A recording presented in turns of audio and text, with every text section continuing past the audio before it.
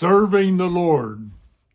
That statement always takes me back to Joshua 24, where Joshua said to the Israeli elders and people who had gathered there, where he declared in verse 15, "But as for me and my house, we will serve the Lord." But in verse 14, he declared, "Fear the Lord, serve him in sincerity, and turn and put away the gods your fathers served." Yes, Joshua very clearly stated what they should do, and then left no doubt who he and his house should serve. Even with what Joshua said, there were those who did not obey and follow the Lord. Isn't that true today too? They made a choice. We too must make a choice. What Joshua told the Israeli people applies to us today. Every one of us must decide who we will serve. You must decide who you will follow, who you will believe in, and who you will serve. The decision you make must come out of your mouth as a statement. Paul said in Romans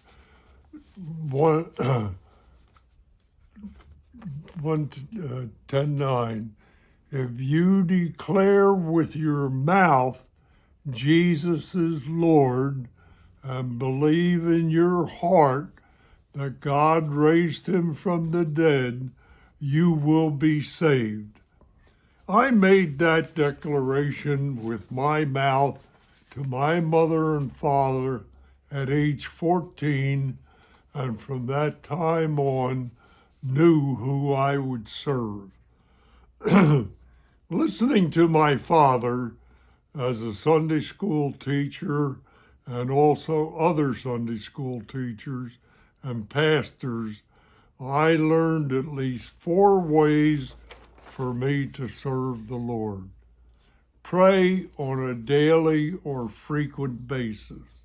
2, get involved with each church I attended. 3, read and meditate on scripture verses I read. 4, give thanks to the Lord for directing my life to serve him in all circumstances in my life.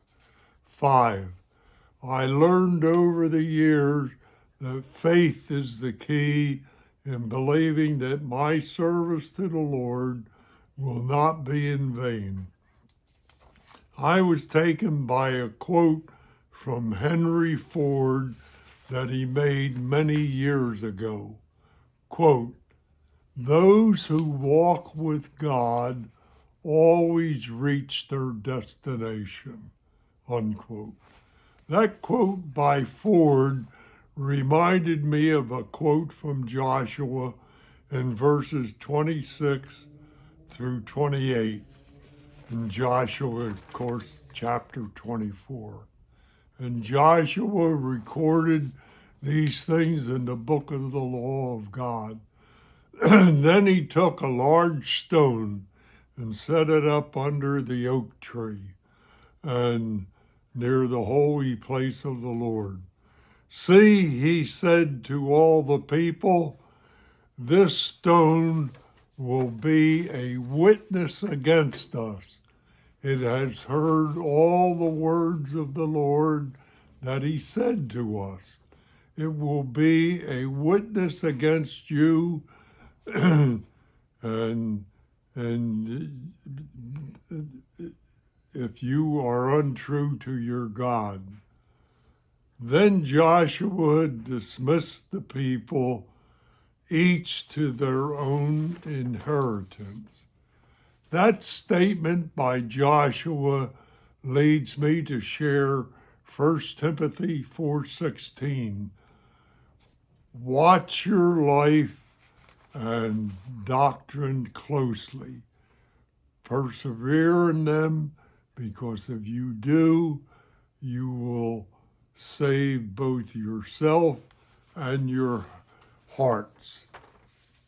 We have to remember, based on that verse, that we are ambassadors for Christ. Matthew 5:16 says it a little differently.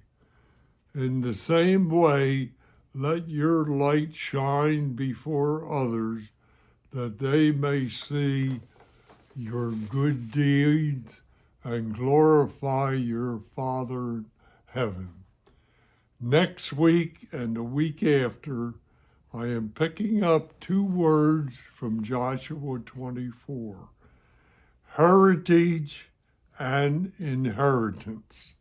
Next week, it will be about heritage, because all of us have a heritage. God bless you and have a good week.